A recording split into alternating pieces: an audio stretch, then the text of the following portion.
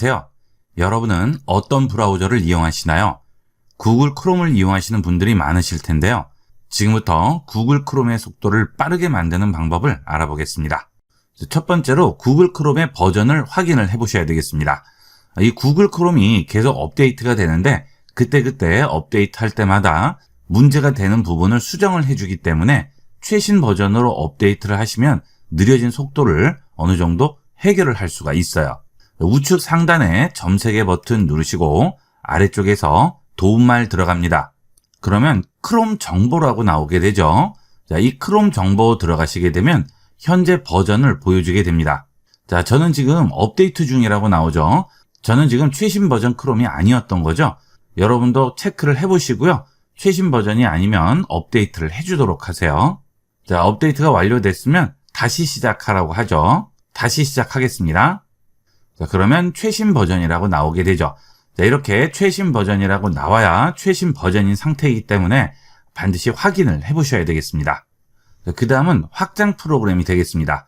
이 구글 크롬은 여러 가지 확장 프로그램을 이용을 할 수 있는데요. 이 확장 프로그램이 많아지게 되면 크롬의 속도 자체가 느려지게 됩니다. 꼭 필요한 확장 프로그램이 아니면 꺼놓고 이용을 하시는 게 좋겠죠. 주소창 우측에 있는 확장 프로그램 버튼 누르시면 확장 프로그램들이 나오게 되죠. 자, 이 확장 프로그램은 지금 크롬에 설치가 되어 있는 확장 프로그램이죠. 여기서 우측에 있는 점 3개 버튼을 누르시면 크롬에서 삭제를 할 수가 있죠. 여기서 확인을 해보시고 필요 없는 것들은 전부 삭제해 주도록 하시고요. 그 다음 확장 프로그램 관리로 들어갑니다. 자, 저도 지금 여러 가지 확장 프로그램을 이용하고 있죠. 여기서 당장 쓰지 않는 것들은 여기 있는 체크를 꺼서 비활성 상태로 만들어 주도록 하세요. 나중에 혹시 쓸 일이 있기 때문에 지우시는 게 꺼려지실 경우 이렇게 비활성을 해주게 되면 크롬에 영향을 주지 않습니다. 그 다음은 브라우저 창을 많이 열지 않는 것이 되겠습니다. 제가 여러 개를 열어놨는데요. 자, 이 상태일 때 윈도우 시작 버튼에 마우스 우측 버튼 클릭하시고요. 여기서 작업 관리자로 들어갑니다. 자, 좌측에서 프로세스 선택한 상태에서 여기 CPU라고 우측에 보이시죠? CPU를 누릅니다. CPU 사용률이 높은 프로그램들 우선으로 보여주게 되는데, 자, 지금 보시면 구글 크롬이 아래에 있다가 또 위로 올라갔다가 계속 왔다 갔다 합니다. 자, 지금 다시 또 올라왔죠? 다시 또 내려갔죠? 구글 크롬을 활성화를 해보겠습니다. 자, 구글 크롬이 활성화되면 구글 크롬 사용량이 갑자기 올라가죠? 자, 이렇게 창을 많이 열어놨을 경우에는 구글 크롬이 활성화가 되는 순간 CPU 사용률이 갑자기 올라가게 되고요. 메모리 사용률은 상시 상위권을 차지하게 되죠. 그만큼 속도에 많은 영향을 주겠죠. 인터넷을 이용을 하실 때 구글 크롬이나 또는 다른 브라우저도 마찬가지가 되겠습니다. 필요 없는 창들을 많이 열어놓고 이용하는 것은 브라우저 속도에 많은 영향을 줍니다. 필요한 창 외에는 되도록이면 닫고 필요한 것만 열어서 이용하도록 하세요. 자, 그 다음은 크롬 브라우저의 가속 기능이 되겠습니다. 자, 우측 상단 점 3개 버튼 누르시고요. 여기서 설정으로 들어가세요. 자, 그 다음 좌측 메뉴에서 아래로 내려가시다 보면 시스템이라고 있죠. 시스템 들어갑니다. 그러면 우측에 가능한 경우 하드웨어 가속 사용이라고 있죠. 여러분 시스템이 하드웨어 가속을 지원을 할 경우에는 효과를 볼 수가 있습니다. 그런데 이 하드웨어 가속 부분은 켰을 때 속도가 빨라지는 경우가 있고요. 껐을 때 속도가 빨라지는 경우가 있습니다. 이것은 여러분 시스템에 따라서 다를 수가 있어요. 그래서 제일 확실한 방법은 이 기능을 켜고 크롬을 이용을 해보시고요. 그 다음 끄고 크롬을 이용을 해보시고 속도 차이가 있을 경우 켜거나 끄고 이용을 하시면 되겠습니다. 이거는 정답이 있는 게 아니고요. 본인 시스템에 맞춰서 이용을 하시면 되겠어요. 자, 그 다음 또 설정에서 개인정보 보호 및 보안으로 들어갑니다. 자, 여기서 아래쪽에 내려오시면 인터넷 사용 기록이라고 있죠. 자, 이것도 삭제를 해주시면 속도에 많은 영향을 주게 됩니다. 그리고 그 아래에 있는 쿠키 및 기타 사이트 데이터 이 부분도 삭제해 주시면 속도에 영향을 주게 돼요. 인터넷 사용 기록 삭제에 들어가시게 되면 기간을 지정을 할 수가 있죠. 전체 기간 1시간, 24시간, 7일 4주 여러 가지를 지정을 할 수 있죠. 여기서 인터넷 사용 기록 삭제를 해주시게 되면 인터넷 사용 기록과 쿠키 및 사이트 데이터, 캐시 이미지 파일들을 삭제를 해주게 됩니다. 삭제를 하지 않을 경우 이런 사이트에 접속을 하게 되면 그 내용들을 여기서 전부 검색을 해서 보여주는 거기 때문에 상대적으로 속도가 느릴 수밖에 없죠. 꼭 필요한 경우가 아니라면 주기적으로 삭제를 해주도록 하세요. 그 다음은 쿠키 및 기타 사이트 데이터가 되겠습니다. 여기로 들어갑니다. 그러면 시크릿 모드에서 타사 쿠키 차단이라고 나오죠. 크롬에서 시크릿 모드 기능이 있죠. 우측 상단에 점 3개 버튼 누르시면 여기에 시크릿 모드가 있죠. 이 시크릿 모드를 이용하면 쿠키라든지 내가 인터넷을 사용한 기록이 컴퓨터에 남지 않죠. 그래서 사용한 기록을 컴퓨터에 남기지 않기 위해서 시크릿 모드를 이용하시게 되는데요. 자, 그 아래에 보시게 되면 더 빠른 인터넷 사용과 검색을 위한 페이지 미리 로드라고 돼 있죠. 이것을 체크하도록 하세요. 자, 여러분이 처음 방문하는 곳들의 페이지들을 미리 로드해서 페이지가 좀 더 빨리 열리는 효과를 만들어 줍니다. 그리고 이 페이지 미리 로드 기능을 이용하게 되면 페이지를 암호화해서 전송을 할 수 있죠. 그래서 사용자 신원 보호에도 도움이 됩니다. 이것도 체크해서 이용하시면 되겠어요. 그 다음은 크롬 브라우저뿐만이 아니고 인터넷 속도 자체를 빠르게 해주는 방법이 되겠습니다. 윈도우 시작 버튼 옆에 검색을 눌러줍니다. 그리고 프록시 설정이라고 입력을 하시게 되면 이렇게 프록시 설정을 할 수 있는 창이 나오게 돼요. 자, 여기서 자동으로 설정 검색에 기본적으로 체크가 돼 있을 텐데요. 이것을 꺼주도록 하겠습니다. 이 프록시 설정을 자동으로 검색에 체크를 해주게 되면 프록시 서버가 있을 경우에 인터넷을 서버를 타고 연결하도록 하는 기능인데요. 우리가 일반적으로 데스크탑에서 서버를 이용할 일은 없기 때문에 이걸 꺼놓고 이용하시면 좀 더 빠르고 쾌적하게 이용을 할 수 있겠습니다. 물론 VPN이라든지 서버 같은 것들을 운영하시는 분들은 끄시면 안 되겠죠. 그렇지 않은 분들만 끄고 이용을 하시면 되겠습니다. 자, 그 다음은 크롬에서 멀웨어를 삭제하는 방법이 되겠습니다. 자, 멀웨어는 인터넷을 서핑하다가 나도 모르게 설치가 되는 그런 프로그램들이죠. 그런 프로그램들이 크롬 브라우저에 기생을 하면서 시스템에 영향을 주고 개인정보를 유출하고 속도를 느리게 하는 원인이 됩니다. 그래서 그런 멀웨어들이 기생을 하는지 검색을 하는 기능이 되겠습니다. 크롬 설정에 좌측에 재설정 및 정리하기로 들어갑니다. 그러면 컴퓨터 정리라고 나오죠. 컴퓨터 정리로 들어가세요. 그러면 유해한 소프트웨어 찾기라고 나오죠. 자, 크롬에서 이 컴퓨터에 유해한 소프트웨어를 찾아서 삭제를 해주게 되죠. 물론 이것은 시간이 좀 걸립니다. 자, 그래도 찾기를 해서 문제가 되는 것들을 찾아낼 수가 있죠. 찾기 해볼게요. 그러면 확인 중이라고 나오게 되죠. 이 경우는 컴퓨터 자원을 이용을 많이 하기 때문에 속도가 약간씩 느려질 수가 있고요. 다른 프로그램 이용 시에 조금은 프리징 되는 그런 문제가 생길 수는 있습니다. 그런데 걱정은 안 하셔도 돼요. 이 검색이 끝나면 원래대로 돌아오게 되겠습니다. 그 다음은 크롬 브라우저를 이용하시다 보면 다운로드 속도 때문에 답답한 경우가 있으실 텐데요. 이 프리 다운로드 매니저라는 프로그램을 이용을 하면 다운로드 속도를 비약적으로 올릴 수가 있습니다. 그리고 이 프로그램은 무료예요. 비용 지불 없이 간단하게 활용할 수가 있겠습니다. 여기 보시면 FDM 6.18 포 윈도우 10, 11, 87, 64비트라고 나오죠. 자, 다운로드 하겠습니다. 자, 이 프로그램은 셋업을 해서 설치를 해야만 이용을 할 수 있어요. FDM 64비트 버전 여기 다운로드 됐죠? 실행을 해볼게요. 인스톨 하겠냐고 물어보죠. 나만 이용할 건지 이 컴퓨터를 이용한 사람 전부 이용할 건지 물어봅니다. 자, 올 유저로 해볼까요?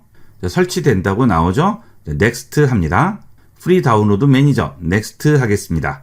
자, 쇼컷 데스크탑에 만든다고 나오죠? 넥스트 합니다. 인스톨 하겠습니다. 자, 그러면 이렇게 프리 다운로드 매니저라고 나오죠? 자, 더블 클릭해 볼게요. 자, 지금 다운로드 목록이 비어 있다고 나오는데요. 새 다운로드 URL 추가하라고 하죠. 자, 이제 여기에 내가 다운로드할 URL만 붙여주시면 되는 거예요. 예를 들어서 예제로 아무거나 하나 붙여볼까요? 자, 이 창이 활성화가 돼 있어야죠. 자, 여기에 컨트롤 V로 경로를 붙입니다. 그러면 이런 식으로 경로가 붙게 돼요. 확인하시면 다운로드 할 수 있는 거죠. 방법은 간단하죠. 그대로 링크만 복사해서 여기다 붙이시면 바로 프리 다운로드 매니저에서 다운로드를 해주게 됩니다. 한번 해보시면 크롬에 비해서 적게는 2~3배에서 많게는 7, 8배까지 빠른 속도로 다운을 할 수가 있습니다. 다운로드 많이 하시는 분들은 꼭 한번 이용을 해보도록 하세요. 이렇게 해서 크롬 브라우저를 좀 더 빠르고 쾌적하게 쓰는 방법을 알아봤습니다. 많이 활용해 보도록 하세요. 이번 시간은 여기까지 하도록 하겠습니다. 감사합니다. 여러분 안녕하세요. 컴퓨터를 켜면 가장 많이 접하게 되는 곳이 어디일까요? 바탕화면이 되겠죠. 지금부터 바탕화면에서 가장 많이 사용하게 되는 작업 표시줄의 기능에 대해서 알아보겠습니다. 작업 표시줄을 보시게 되면 좌측에 윈도우 시작 버튼이 있고 그 다음에 검색, 그 다음에 실행되어 있는 프로그램들과 기본 프로그램들, 그 다음 우측에 있는 스피커, 와이파이, 그 다음에 시간, 알림 버튼이 보이게 되죠. 이런 기능들이 기본 기능들인데요. 작업 표시줄의 이런 기능들에 대해서 알아보도록 하겠습니다. 우선 윈도우 시작 버튼은 컴퓨터를 이용하시는 분들은 누구나 수없이 많이 이용하게 되는 버튼이죠. 이 윈도우 시작 버튼을 누르시면 설치되어 있는 프로그램들이 전부 나오게 되겠죠. 자, 이때 이 윈도우 시작 버튼의 우측 버튼을 누르시게 되면 컴퓨터의 다양한 설정에 대한 메뉴들을 전부 모아서 보여주게 됩니다. 자, 이런 식으로 들어가지 않으시면 여기 있는 시작 버튼 누르시고 그 다음 아래로 내려가셔서 윈도우 보조 프로그램 또는 시스템 또는 관리 도구에 각각 들어가서 따로따로 찾아 들어가셔야 되겠죠.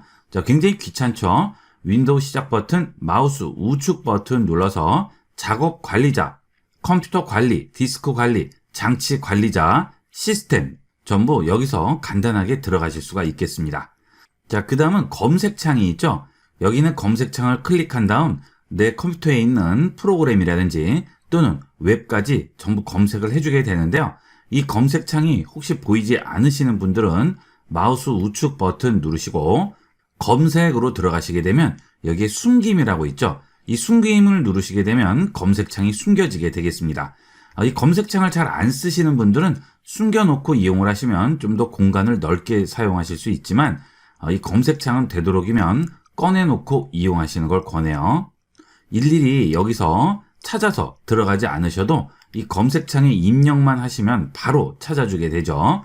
예를 들어서 제어판이라고 쳐볼까요? 자, 제어판 치시게 되면 바로 제어판 검색을 해줄 수가 있겠죠. 자, 이렇게 간단하게 검색을 해줄 수 있습니다. 훨씬 편리하게 이용할 수 있겠죠. 자, 그 다음은 탐색기가 있죠. 여기 있는 파일 탐색기를 잘 이용하지 않으시는 분들이 많으신데 적극 이용을 하도록 하세요. 굉장히 편리한 기능이 되겠습니다. 이 파일 탐색기에 들어가시게 되면 내 컴퓨터의 세부적인 내용들을 전부 확인이 가능하죠. 좌측에서 내 PC에 있는 드라이버들을 선택을 해서 이용을 할 수도 있고요. 또는 인터넷에서 다운로드를 하게 되면 저장이 되는 다운로드 폴더, 그 다음 바탕화면에 있는 내용들 전부 여기서 확인이 가능합니다. 그리고 USB 메모리를 컴퓨터에 꽂게 되면 여기에 USB 메모리가 바로 뜨게 되겠죠. 자, 이렇게 바로 USB 메모리가 나오게 되죠. 그리고 그 안에 들어있는 내용도 바로 확인이 가능하게 되겠죠. 자, 그 다음 자주 쓰는 프로그램들은 아예 이 작업 표시줄에 설치를 할 수가 있습니다. 예를 들어서 네이버 웨이를 자주 써요. 그러면 네이버 웨이를 바탕화면에 꺼내놓지 않아도 클릭 드래그해서 여기 있는 시작 표시줄에 얹게 되면 바로 여기에 등록이 되겠죠. 자, 이때 네이버 웨이를 버리셔도 상관이 없습니다. 이제 이 웨일 버튼만 누르면 웨이를 바로 실행을 할 수가 있겠습니다. 그 다음 윈도우 시작 버튼을 눌렀을 때 나오는 여러 가지 프로그램들도 여기에 그대로 등록을 할 수 있습니다. 예를 들어서 엑셀을 등록을 하려고 해요. 그러면 여기 있는 프로그램의 마우스 우측 버튼 누르시고요. 여기서 자세히로 들어갑니다. 그러면 작업 표시줄에 고정이라고 나오죠. 자, 이렇게 고정을 해주시면 엑셀이 이렇게 고정이 되게 돼요. 그러면 그 다음부터는 여기 있는 윈도우 시작 버튼 누르고 들어가지 않으셔도 바로 여기서 실행을 할 수가 있겠죠. 자, 그 다음에 작업 표시줄에 있는 빈 공간에 마우스 우측 버튼 클릭합니다. 그렇게 되면 여러 가지 메뉴들이 나오게 되죠. 자, 우선 도구 모음의 경우에는 이 작업 표시줄에 주소 입력창을 만들 수가 있습니다. 자, 주소 선택하게 되면 여기에 주소 입력창이 나오죠. 꼭 웹브라우저를 열지 않으셔도 여기서 주소만 입력하면 바로 웹브라우저가 실행되면서 해당 주소로 접근할 수가 있습니다. 이렇게 네이버.com 치시고요. 엔터 치시면 바로 네이버가 접속이 되겠죠. 간단하게 웹브라우저 실행할 수 있겠죠. 꼭 브라우저를 열지 않아도 주소창을 이용을 해서 접근할 수 있습니다. 마우스 우측 버튼 누르시고요. 이번에는 주소창 닫겠습니다. 자, 그 다음 도구 모음에 보시면 이번에는 바탕화면이 있어요. 이 바탕화면을 누르시게 되면 바탕화면에 있는 파일들을 여기서 한 번에 보여주게 됩니다. 자, 전부 나오죠. 요즘은 모니터를 큰 거를 또 많이 쓰시고 바탕화면에 파일들 많이 놓고 쓰시는 분들이 계신데요. 그럴 경우 파일이나 폴더 찾으려면 한참 찾으시죠? 자, 이럴 때 여기 있는 바탕화면 버튼 누르시면 간단하게 찾아줄 수가 있습니다. 필요 없으시면 또 닫아주시면 되겠습니다. 자, 그 다음은 검색 기능이죠. 검색은 지금 여기에 있었죠. 자, 그 다음은 뉴스 및 관심사죠. 아이콘 및 텍스트 표시 선택을 할게요. 그러면 여기에 날씨가 나오죠. 그리고 뉴스가 나오게 됩니다. 이런 식으로 바로 접근을 할 수가 있겠죠. 마우스를 여기에 얹기만 하면 이렇게 뉴스와 날씨가 나오게 되겠습니다. 여기서 원하는 부분 클릭만 해주시면 바로 해당 사이트가 열리고 뉴스를 확인할 수가 있겠죠. 자, 그런데 이렇게 뉴스가 나와 있으면 마우스가 근처에만 가도 뜨기 때문에 헷갈리는 경우가 있습니다. 필요 없는 분은 끄고 이용을 하시면 되겠어요. 자, 다시 마우스 우측 버튼 누릅니다. 자, 이번에는 코타나 버튼 표시죠. 자, 혹시 코타나 버튼이 나와 있으면 이건 무조건 끄도록 하세요. 우리나라에는 아직 코타나 기능이 지원이 되지 않기 때문에 버튼이 있어도 쓸 일이 별로 없죠. 그 다음 작업 표시줄의 people 표시도 필요 없으신 분은 전부 끄고 이용하도록 하세요. 그 다음은 터치 키보드 단추죠. 이거 선택을 하시게 되면 아래쪽에 터치 키보드 단추가 나오게 됩니다. 이걸 누르시게 되면 윈도우 하단에 터치 키보드가 나오게 돼요. 여기서 터치해서 키보드를 이용할 수가 있겠죠. 물론 마우스로도 이용이 가능하죠. 혹시 키보드가 고장났거나 그런 경우에는 마우스로 키보드 역할을 해줄 수가 있겠습니다. 그 다음은 여러분이 하는 작업에 따라서 세로가 많이 보여야 되는 경우도 있고 가로가 많이 보여야 되는 경우도 있죠. 가로가 넓게 보이는 게 좋을 때는 이렇게 쓰겠지만 세로가 조금이라도 더 넓게 보이는 게 좋을 경우에는 여기 있는 작업 표시줄을 클릭 드래그해서 우측 또는 좌측 또는 상단으로 붙일 수가 있습니다. 이렇게 옮겨 놓으면 좀 더 효율적으로 모니터를 이용할 수가 있겠죠. 자, 그 다음 여기 있는 작업 표시줄을 클릭 드래그해서 이렇게 키울 수도 있죠. 만약에 프로그램들을 여러 개를 띄워 놓을 경우에는 이게 겹쳐서 보이기 때문에 아래줄까지 보이게끔 사이즈를 좀 더 키워줄 수가 있어요. 이런 식으로 작업 표시줄을 내가 원하는 위치에 가져다 놓고 이용할 수가 있습니다. 자, 그 다음은 작업 표시줄 우측 끝쪽을 보시게 되면 여기에 스피커 모양이 나오죠. 이 스피커를 누르시면 스피커 음량 조절을 해줄 수가 있겠죠. 여기서 원하는 음량으로 조절을 해주시면 되겠고요. 자, 그 옆에 보시면 와이파이 인터넷 액세스가 있죠. 자, 와이파이 버튼 누르시게 되면 연결할 수 있는 와이파이들이 전부 나오게 되겠습니다. 여기서 원하는 와이파이 선택을 하시게 되면 해당 와이파이의 비번을 입력을 하고 연결을 할 수 있습니다. 연결 누르시면 네트워크 보안키 입력하라고 나오죠. 자, 이것만 입력을 해주시면 해당 와이파이로 연결을 할 수 있겠죠. 보통 공유기의 윗면이나 아랫면에 써 있죠. 거기에 있는 보안키를 그대로 입력을 해주시면 되겠습니다. 그 다음은 여기 있는 자동으로 연결에 체크를 해주시게 되면 한번 연결했던 와이파이는 그 근처에 가게 되면 자동으로 연결이 되게 됩니다. 집이나 회사 같은 곳에서 노트북 또는 PC를 이용하시는 분들은 항상 연결을 해야 되겠죠. 그런 경우는 자동으로 연결에 체크를 해두시는 게 편리하겠죠. 그 다음은 비행기 모드가 있네요. 스마트폰에 있는 비행기 모드와 동일한 기능이 되겠습니다. 네트워크가 전부 끊어지게 되겠죠. 자, 그 다음은 여기 있는 작업 표시줄의 우측 버튼을 클릭을 했을 때와 여기 날짜 부분의 마우스 우측 버튼을 클릭을 했을 때 나오는 메뉴가 다릅니다. 그렇죠? 날짜 시간 조정이라고 나오죠. 자, 여기 있는 날짜 부분을 마우스 우측 버튼 클릭하시고요. 날짜 시간 조정으로 들어갑니다. 그러면 이 날짜와 시간에 대해서 조정을 해줄 수 있습니다. 자동으로 시간 설정이 지금 켬으로 돼 있죠. 이걸 끄게 되면 내가 시간을 알아서 조정을 할 수가 있습니다. 혹시 시간이나 날짜가 다르게 나오는 분들은 시계 동기화를 이용을 하시면 되겠습니다. 그러면 서버와 연동이 돼서 서버 날짜와 시간으로 동기화가 되게 되겠죠. 자, 그 다음은 아래로 내려갑니다. 그러면 날짜, 시간 및 사용 지역 언어라고 나오죠. 여기 들어가세요. 그러면 국가 또는 지역 설정을 할 수가 있죠. 자, 아래로 내려가시게 되면 데이터 형식 변경이라고 있습니다. 여기 들어가세요. 그러면 날짜와 시간을 다른 방식으로 표현을 해줄 수가 있습니다.